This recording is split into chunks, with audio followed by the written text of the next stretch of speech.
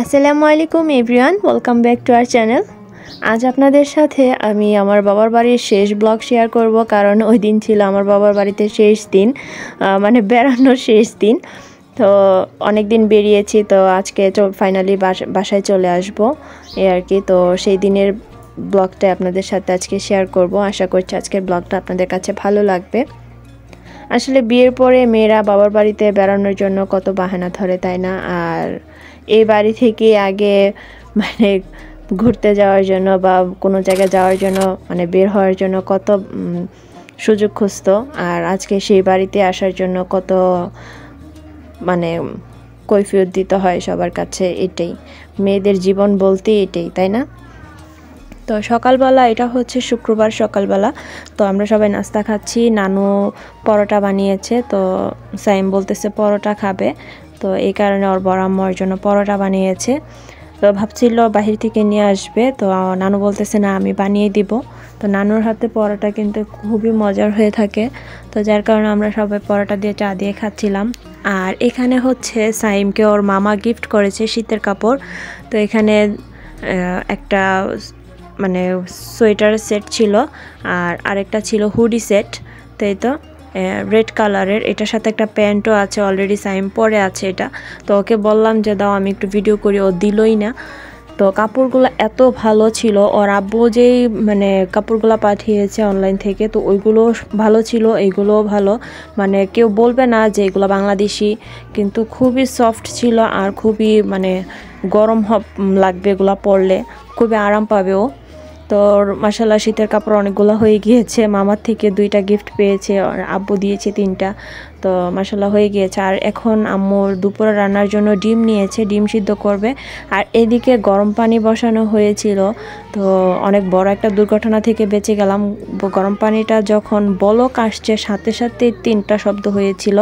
তো সাথে সাথে আমরা মেইন সুইচ বন্ধ করি, তো দেখি যে না, এটা পুড়ে গেছে। মনে হয় আর কিছুক্ষণ থাকলে হয়তো বাস্টে হয়ে যেত আর কি। তো অনেক বড় একটা দুর্ঘটনা থেকে বেঁচে গেলাম।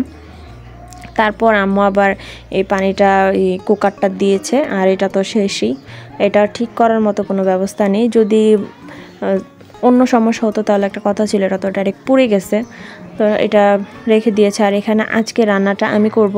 এখানে মুরগি নিয়েছি আর ডিম, আর সাথে পোলাও ভাত, এগুলো আর কি। তো আমার ছেলে পোলাও মুরগির রোস্ট যেটা খুবই পছন্দ করে থাকে, যার কারণে আম্মু আজকে বলতেছে তাহলে এগুলোই রান্না করো। আর ও ইদানিং মানে খালি মোরগ পোলাও খাবে, এই আর কি। তো যেহেতু আমরা আজকে চলে আসব, তার কারণে ওর নানু ওর পছন্দের খাবারটাই রান্না করতেছে, মুরগি রোস্ট আর হচ্ছে ডিম, সাথে পোলাও ভাত, এই আর কি। আর আমি এখানে আজকে রান্নাটা করব এই রাইস কুকারটা, মানে ডিজনি কুকারে। তো এখানে আমি শুধু লবণ দিয়ে চিকেনগুলো আর কি মেখে নিয়েছিলাম, এগুলো এখন ভেজে নিচ্ছি। তো দেখতেই পাচ্ছেন মুরগি ভাজাও কিন্তু কত সুন্দর হচ্ছে, তো একদম কিন্তু লেগে যাচ্ছে না এই। তো আমি রান্না করার সময় আম্মুকে বলতেছিলাম যে না, এগুলো তো ভালোই পড়েছে, তোমার মুরগি ভাজা যায়, মাছ ভাজা যায়। তো আজকের এই রোস্ট রান্নাটা আমি এটার ভিতরেই করেছি। আর রান্না করতে করতে খারাপও লাগতেছিল যে আজকে চলে যাব। তো এখানে আমার মুরগি এগুলো ভাজা হয়ে গিয়েছে, এখন এগুলো নামিয়ে ফেলবো। জাস্ট একটু কালারের জন্য আমি এটা একটু ভেজেছিলাম। তো আজ অনেক দিন পরে বাড়িতে যাওয়ার পর আসলে রান্না করাই হয়নি। তো আসার দিন বললাম যে আমি রান্না করি, তো আম্মু বলতেছে আজকে চলে যাবা, আবার রান্নাও করা লাগবে, আমি করে দিচ্ছি। আমি বলতেছি যে না, আমি করব। তো ফাইনালি আর কি রান্নাটা শুরু করলাম। এখানে পেঁয়াজ বেরেস্তা করেছি, আর রসুন বাটা, আদা বাটা দিয়ে দিলাম, সাথে গরম মশলাও ছিল। তো এগুলো দিয়ে আমি এখন ভালো করে কষিয়ে নেব যেন কাঁচা গন্ধটা না থাকে। এখন লবণ দিয়ে দিচ্ছি। তো এরপর একে একে সব গুঁড়া মশলাগুলো অ্যাড করব, কারণ এটা মিষ্টি রোস্টটা হবে না, এটা একটু ঝাল টাইপের রোস্ট হবে। তো এখানে হলুদের গুঁড়া, মরিচের গুঁড়া, ধনিয়ার গুঁড়া, জিরার গুঁড়া সব কিছুই দিয়ে দিচ্ছি। দিয়ে ভালো করে আমি মশলাটাকে কষিয়ে নেব। তো আমার এই ব্লগগুলো আপনাদের কাছে কেমন লাগে অবশ্যই কিন্তু কমেন্ট করে জানাতে ভুলবেন না। আর এই তো এখানে মশলাগুলো দেওয়া হয়ে গিয়েছে। তো আর কোনো মেজারমেন্ট আমি আপনাদেরকে বলতেছি না, এগুলো যেহেতু সচরাচর সবাই রান্না করতে পারি, মুরগির ঝাল রোস্ট। আর এখানে দিয়ে দিলাম টমেটো কিউব করে কেটে নিয়েছি, ওইগুলো দিয়ে দিয়েছি। আর এদিকে ডিমগুলো ভেজে নেব। তো যার কারণে ফ্রাই প্যানে তেল গরম করে এখানে হলুদ এবং লবণ দিয়ে দিয়েছি, লবণটা আগেই দিয়ে দিয়েছিলাম। ডিমগুলো ভেজে নেব।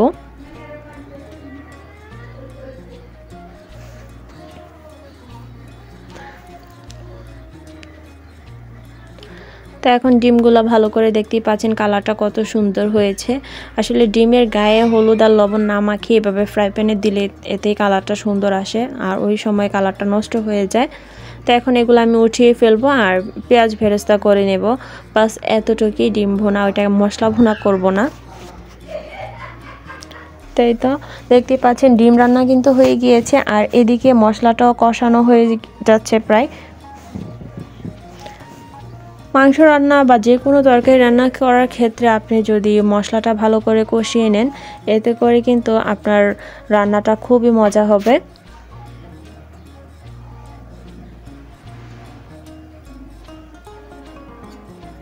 মশলা কষানো হয়ে গিয়েছে, এখন আমি যে মুরগির পিসগুলো ভেজে রেখেছিলাম সেগুলো দিয়ে দিচ্ছি।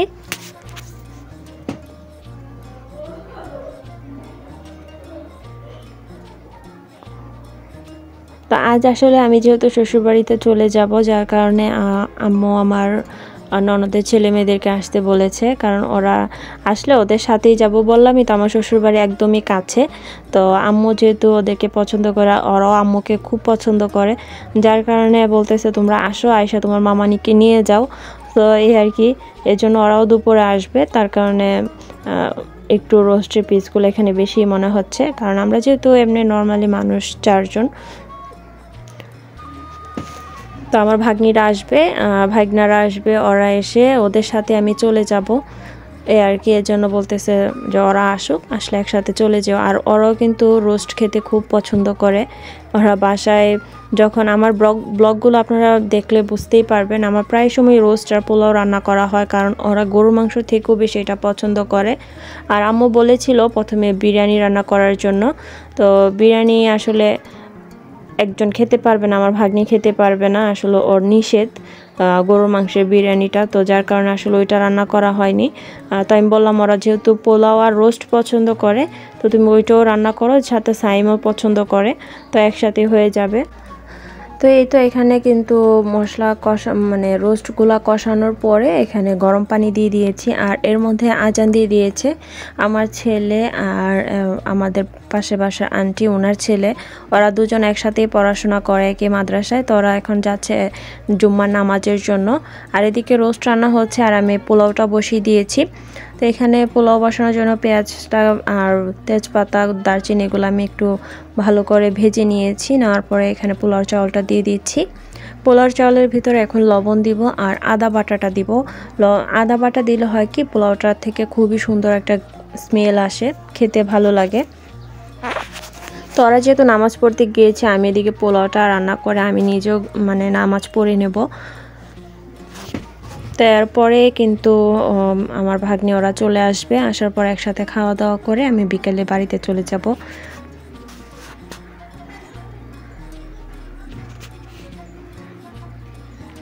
তো আমি যখন পোলাও রান্না করি, পোলাওটা খুব সুন্দর করে ভেজে নিই।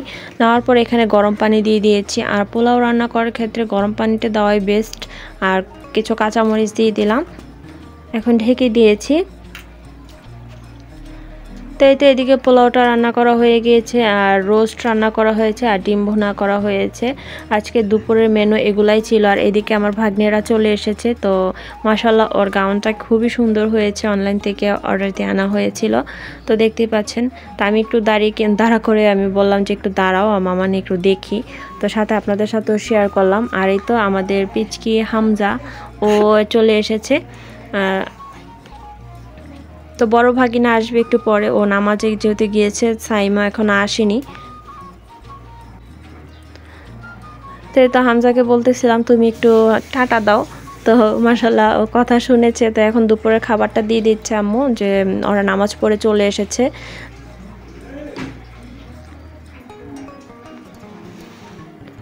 তো এখানে আম্মু বাটিতে দিয়ে দিচ্ছে, সালাদ করে নেওয়া হয়েছে। তো সবাই মিলে এখন বসে একসাথে খেয়ে নেব। আর হামজাকে আমি খাইয়ে দিব, কারণ ও তো ছোট। নিতু ওকে প্রথমে দিচ্ছিলাম, বলতেছি তুমি খাও, আর মামানি ওকে খাইয়ে দিব। তো পরে আমি ওকে খাইয়ে দিয়েছিলাম।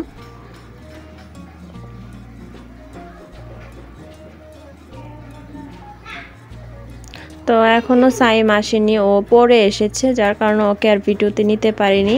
তো আমরা সবাই এখন খেতে বসেছি। আরে তো কার্টুন, ওকে কার্টুন দেখিয়ে তারপর খাওয়ানো লাগবে, ও গরু দেখবে, যার কারণে টিভিটা ছেড়ে দিয়েছে যে না, তারপরও একটু খাক, না হয় না খেয়ে ঘুমিয়ে যাবে। তো সবার খাওয়া দাওয়া শেষে আমিও খেতে বসে গেলাম।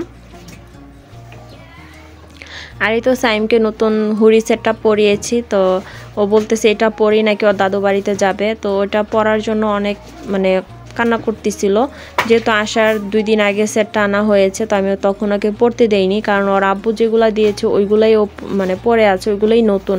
তো আমি বলতেছি দাদু বাড়িতে যাওয়ার সময় পরে যেও। তো এখন আর মানতেছে না, তার জন্য পরিয়ে দিয়েছি। মাশাআল্লাহ খুবই সুন্দর হয়েছে। আর এদিকে আমিও রেডি হয়ে গিয়েছি, আমরা এখন চলে যাব, আমার লাগেজও রেডি। তো যাওয়ার সময় মনটা খুবই খারাপ হয়ে গিয়েছিল যে আজকে এতদিন ছিলাম, এখন চলে যাচ্ছি। তো এই আর কি। তো আমার আজকের এই ব্লগটা যদি ভালো লেগে থাকে অবশ্যই কিন্তু লাইক কমেন্ট শেয়ার করতে ভুলবেন না। আর আম্মু এখানে রিক্সা পেয়ে গিয়েছিল, যার কারণে আর দূরে যেতে হয়নি, এখান থেকে আমরা উঠে যাচ্ছি।